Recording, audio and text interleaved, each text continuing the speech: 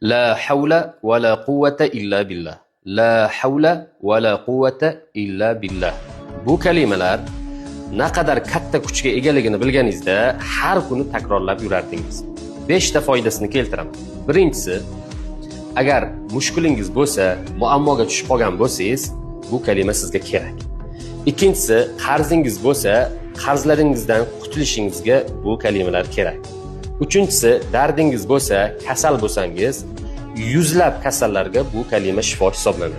To'rtinchisi, o'zingiz, oilangiz, farzandlaringizga zarar yetkazadigan sehr jodular bo'ladimi yoki jinlar bo'ladimi? Agar bu kalimalarni aytsangiz, hammasini kuydirib yuboradi. Va beshinchisi, gunohlar kechirilishiga va Allohning oldida maqomingiz ko'tarilishiga sabab bo'ladigan kalima hisoblanadi. Bunga tarixiy bir voqeani dalil sifatida keltiraman. Sahobiy Malik ibn Ashja'i o'g'illari Avf dushmanlar qo'liga asirga tushib qoladi.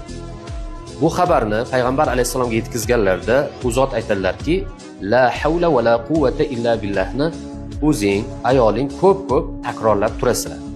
Va o'g'lingga ham biror bir yo'l bilan yetkaz, u ham takrorlab tursin deydilar.